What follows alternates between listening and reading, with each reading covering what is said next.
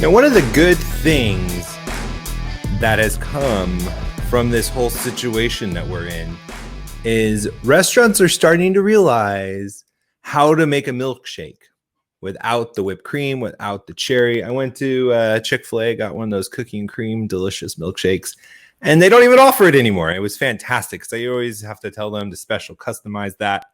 Take that off. Take that sugary cherry off and that just cloud full of sugar. It's no bueno, man. Welcome to How to Build a Tent, the podcast on how to make you successful. My name is Matt Williams. You are live watching wherever you are from. What's up, guys? I see your comments. Jeremy, how's it going? We're live streaming on YouTube, Facebook, Twitter, Periscope. So it's a good time. It's really fun. I love actually having a conversation with you and hearing and seeing your questions and not just kind of talking at you, but talking with you. So if you have any comments, questions, feel free to put them in the comments and I will keep an eye on them and, maybe answer one or two. Today, I want to talk about what to do with these fat checks that we are getting from the government. I've been getting a lot of questions about that.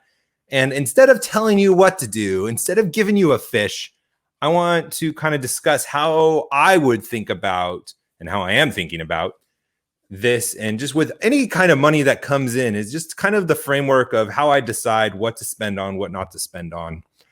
And also, I've been thinking a lot about the medical community, as I'm sure a lot of you have, the science community, thinking about why do we have the perspectives that we have?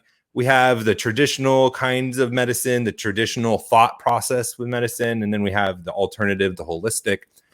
And I've just been thinking about that. So I want to kind of talk about that just because I want to get your feedback and I want to hear your criticisms of it, kind of like a peer review article, but a peer review podcast. So that's what we're going to be talking about today. We're part of the Fight, Laugh, Feast Network. Go over to flfnetwork.com, put an HTBT in the memo field like you see on that mug. You'll get a mug. You'll get a free t-shirt. You'll get tons of great benefits, $100 off our conference. It's probably the only conference that's going to be happening this year. It's in October, 1st through 3rd. Get those tickets right now. Super cheap. Last time I checked, flights are like $125 round trip at some places. So don't miss out on that. It's going to be like a super discount. And I think all of us from the Fight, Laugh, Feast Network are going to be there. We're adding new shows all the time. So pray about supporting us, becoming a member, and getting that great content and great merch. You can email me, matt@howtobuildatent.com. Please subscribe, like this show if you are enjoying it. I really appreciate that, especially on the YouTube. Thank you for all those who are watching right now, live streaming, seeing more and more people joining. That is really, really awesome. I'm going to pull up my notes here. So the first thing I want to talk about is the stimulus, is what to spend those checks on. And let me tell you, I just tweeted this out before I was on the show because I'm just thinking about what I want to say, because especially when you go live, you kind of want to have an idea what you want to talk about. Man, if you are being fruitful and multiplying and having a lot of kids, it really pays off for you with this check. $500 per child that you have. What an amazing blessing that is, for sure. And I'm just having kids in general is a blessing. But man, some of those checks are pretty big. And you might be thinking, what do I do with this money that you are borrowing? I was reading an article, and it was one of the myths was, do you have to pay this back? And the people were saying that you're going to have to pay this back. And the fact checkers said you don't have to pay it back, which would be somewhat true if you were a fact checker, or if I was a fact checker, I would say it's somewhat true. No, you don't personally have to pay back those checks you're getting. But every single dollar we're spending right now in the government, we're going to have to pay back, either through taxes or through debt spending, which means higher interest rates. We're borrowing it. You better believe it. But we're definitely not going to have to be paying it back directly. So the question is, what do we do with it? And I know a lot of you ask me this question, and you want me to tell you exactly what business to start, exactly what portfolio or what fund to put your money in. I'm not going to do that. For one, I don't want the liability of telling you something and it goes wrong or off the rails, because everyone's different. When you're talking to thousands and thousands of people, I can't just give a one blast shotgun to everyone and it's the perfect situation for everyone. So I just wanted to kind of give you, though, how I think about it, because if you could think this way, it will be really beneficial. And it has some math. But it's not anything. Michael, he spent all of that check on HTBT swag. And I don't even know if I have enough swag to cover the check that you got, because I know how many kids you have, brother. But the way I think about it, and any kind of really spending decision is from a financial perspective, is how much does it cost to borrow? And this is how companies think. This is how I was taught how to think when running a business when I was getting my MBA, is how much does it cost to borrow the money? How much does it cost to have the money? In this case, it would be if you are debating whether to pay off some loans that you have, some debt that you have, you may have like a $10,000, or let's just say $1,000 to keep it simple. If you have $1,000 debt to pay and you're paying 5% interest on that, then you would want to look to spend that money on something that is going to give you a return that is higher than that 5%, or you would want to pay off that $1,000 debt, because the best thing you could do is pay off that debt and not have to pay 5% back to your creditor. And that is basically the principle when you're thinking about borrowing money, when you're growing a business, when you are thinking, not when you're starting a business, when you're growing a business, when you are deciding if you are going to do project A or project B, is thinking through how much is it going to cost, and then thinking through the ROI. And the ROI is where the art comes into it, because you're not always guaranteed or sure what the return on the investment is. So there is some kind of step of faith and experience that comes to that.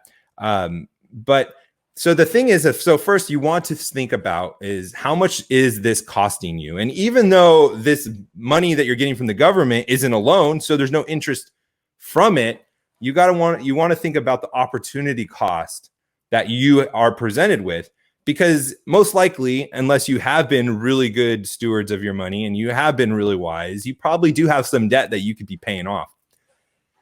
And so the opportunity cost presents the cost of that money for you. Like I said, you may have $1,000, you may have $10,000 loan that you could be paying off or paying down a portion of it. That's just as effective. If you can't pay it all off with the check, the principle still stands. So if you want to evaluate how much debt you have and how much it's costing you to know what the cost is of not paying that off or of paying it off, it might be just a no-brainer. You might have some high interest rates, student loans. I think student loans can be up to 8-9%. Even right now, I guess people aren't paying interest for their student loans until September. But so you want to be thinking about that. You want to know the cost first. And then you want to start thinking about, well, what can you be doing with this money to generate wealth for yourself? Maybe it is start a business. Maybe it is start investing in a portfolio. And one of the things that you want to look at if you are not really comfortable with investing or you're new is, one, you want to look at a financial advisor, and specifically one that has a fiduciary responsibility to do what's best for you. And from my understanding in the world of financial advisors, there's two types. There's the type that is fee-based, which is kind of the same approach of a doctor or a lawyer that you hire for yourself. They have to do what's best for you. They have that obligation to make the recommendations that are best for you. And because there's no incentive for them not to, they're fee-based. So you pay them a flat fee for their consultation. And there's many different packages that you can get with that. And the other kind is the commission-based, which I've never worked with personally. I've just always stayed away from it. I'm never interested in getting advice from people that are going to make money off of me based on how much I buy from them or how much I invest with them. So I've always stayed away from them, kind of like a car salesman. As much as possible, I try to stay away from them. But they will make money off of you based on how much they sell you, how many products they sell you. So I see someone's paying off credit card debt. Michael Foster bragging about his $5,400 and his herd of children that he has, paying all went towards debt. That's awesome. That's the Dave Ramsey approach for sure. So if you don't know what to do whatsoever, I highly recommend getting a financial advisor's advice. Even if you kind of know what you're doing, I think it's really wise, because not all of us can be experts in every area that has to do with finances. Definitely not in taxes. I hire people to do my taxes because it's just a mess. Especially if you have multiple businesses and things like that. But having a plan for your future, some people really like having an outline, and that's what a financial advisor could really do for you. And what better way, if you do get a fat check like Michael does, $5,400, that's a great opportunity to go to find somebody who is going to help you set up a plan. Say like, hey, this is what you should do based on your finances. Hey, you want to think about this with your taxes for next year. Most people just like wait to do their taxes till the year's over and there's nothing they can do about it. But if you really want to be smart, is you want to start calculating and thinking how much you're going to pay in taxes in the current year, so you can maybe give some more money to lower your bracket and do those kinds of things. A financial advisor can help with that. So that's what I recommend for if you really just have no clue what you're doing, or maybe if you do and you've just never got that kind of health check, like you go to the doctor once a year to see how you're doing. Financial advisor could be that health check for you.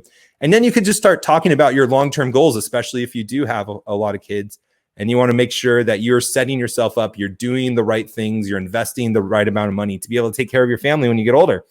Because the younger you are and you do that, the more options you're going to have, the more chances you are to change the trajectory you're on. The older you are in life, if you're in your 50s and you go to a financial advisor and be like, hey, what do I do to retire? Hey, what do I do to leave an inheritance to my kid?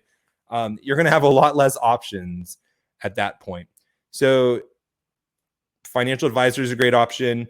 Comparing the opportunity cost and how much the cost of money is compared to paying off debt and not.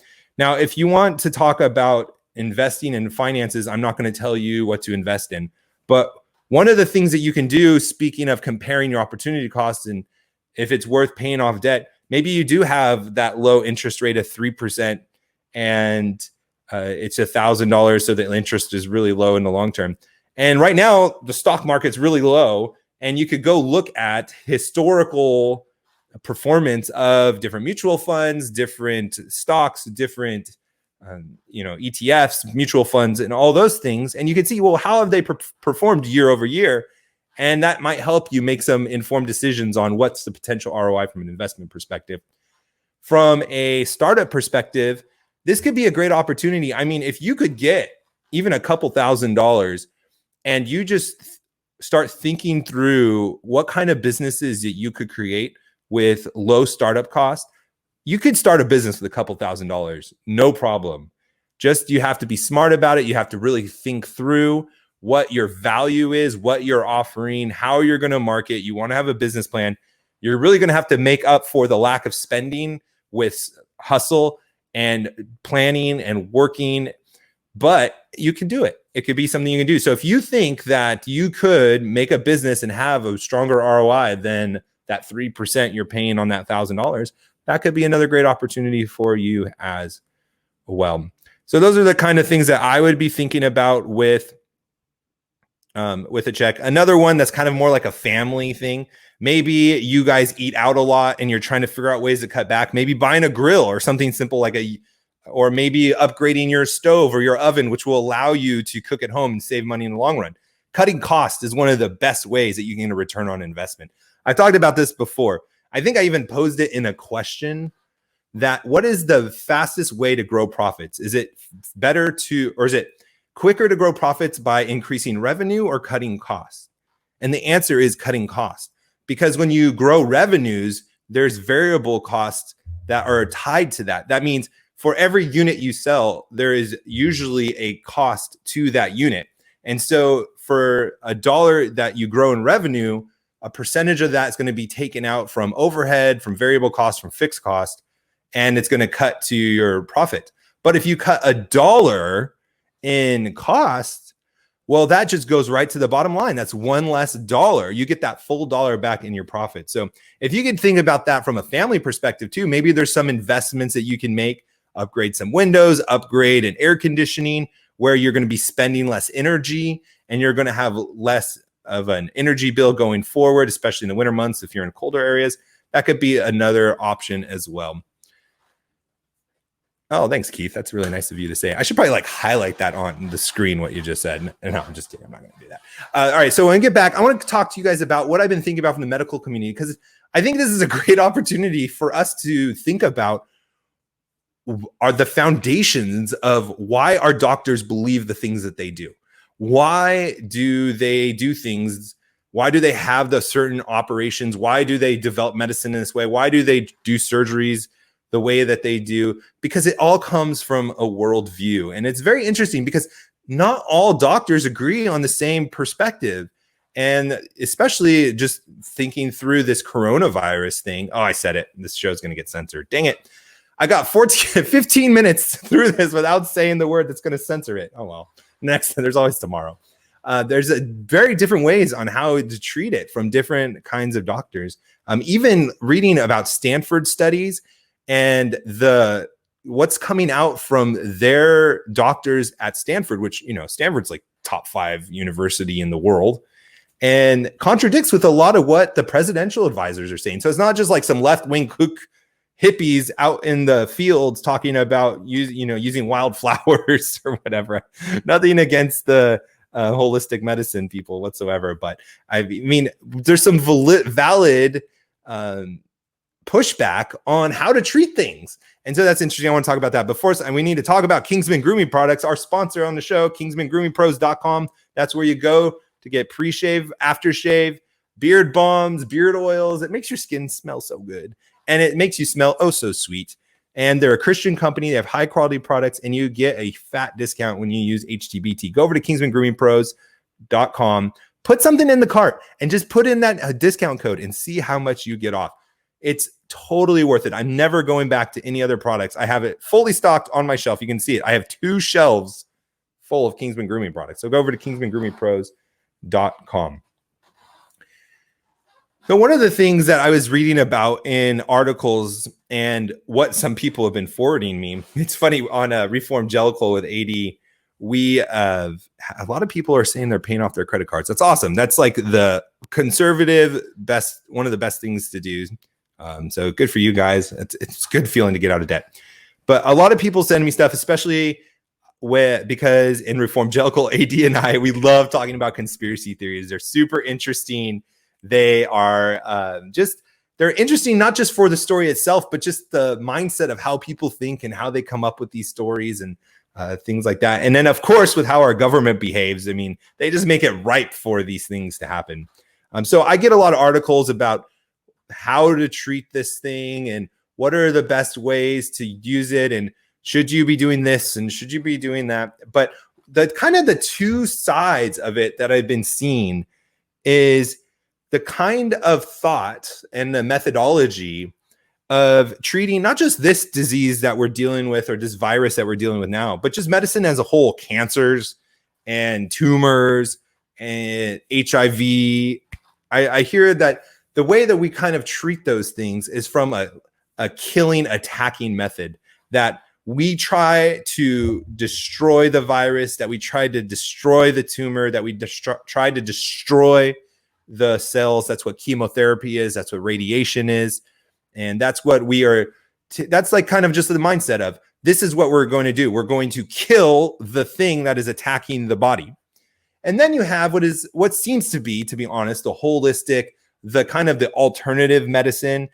I don't really see any other kind of mindset besides that attack when you go to a doctor. I think if you go to any doctor 9 times out of 10 that is, certified and all that stuff, they're going to be giving you chemo and radiation for cancer and all these things. But then there's the flip side where there's this perspective of, well, we shouldn't be so much focused on killing and attacking what's hurting your virus, but building up your body, giving it vitamins, giving it the nutrients that it needs, because your body is capable of healing itself, of fighting these viruses, because of how it's made, how your immune system is created, that you are able to fight these things off a lot of times. One of the articles I read, and again, this is anecdotal, this is just one doctor, they were loading them up with tons of different vitamins with zinc and iodine, which I'm allergic to. That's the only reason I remember what it was. And apparently every single patient, there was 90 of them, they're claiming, didn't go to the hospital. None of them got sick to the point of death or needing hospitalization, which is really cool. And I hope that's true. But it's interesting from a high level perspective. Again, I'm not a doctor. I'm not claiming to know the right answer of it. But I was just thinking of, why is there just this like monolith, this one track thinking where it's destroy, kill the virus, kill what is attacking, and not so much of that, well, the first priority we should do is build up the immune system, supercharge it, try to make it healthier. And I'm not even trying to say that it's one or the other and you can't do both. I'm sure there are a lot of great doctors that are trying to do both of these things. But even just with like cancer, with what I'm saying, like I'm convinced that in the medical profession, someday we're going to look back at chemo and look back at radiation the same way that today we look back at bleeding, where people the doctors would go and they would cut you and they would bleed out, quote unquote, the illness. And we look back at that now and it's like, that's so barbaric. That's so, I don't know what's the word for it, but it's like, that's so moronic. Why would you do that? And then today we're killing ourselves and just hoping you outlast killing the virus. And I can't help but to think that when we have all grown up, all of us that went to public school and went into the science classes, I did them in high school and college and all that stuff, where we're taught that we are evolving and the survival of the fittest and the strong survive. I mean, this is beaten into us. Why wouldn't our medical profession think to treat us that way? Why wouldn't we be, treated that way? Why wouldn't our doctors have that mindset? Like, well, the strong survive, so let's just see how we can kill off the bad. And it's this glorification of death. And I'm not even saying it's like a direct correlation, but it's not surprising at all, but that's our mindset. That's our mindset to attacking and solving health problems, is the same foundation that we're taught in. I mean, I believe that the medical field, from the doctors I've talked to, it's the same in the science field, that if you believe in creation, if you believe that God created us and we didn't evolve, you get laughed at. You don't even get taken seriously. So why are we surprised that there's this bias to this type of medical treatment? And it just reminds me of the importance of why we need to have this Christian perspective, that God did create our bodies. And you're thinking just the mindset shift of that we're not just organisms that evolved and were really strong and outlasted other things. And so let's just take that route and keep trying to kill the things that are attacking the body and see if we outlast it. But that God created our bodies in a fearful and wonderful way. And what could we use that God created in creation? And what can we use to build up what God has already created and to help overcome illness? And I just find that that's a completely opposite perspective. And I'm not even saying the people that all believe that from a holistic perspective or Christians or have that worldview, but I could just start to see that these foundations of the Christian perspective versus the evolution worldly perspective, where this kind of thinking can lead to that. So just something to think about. I'd love to hear your feedback on that. I'm seeing the comments. Yes, they do both build the immune system and avoid the virus. Yes, I love it. I'm glad they do that. This seems to be, the conspiracy theorists say that the reason there's an emphasis on vaccines is because of Gates and his correlation. That would be interesting. Well, that's the show. And if you missed any part of it, feel free to watch the rest of it or go back and watch it. It'll be out on podcast tomorrow on YouTube. I'd really appreciate if you like this to like it, subscribe, share it with a friend. That helps get the word out and it helps us keep growing. With that, we'll talk to you tomorrow. God bless.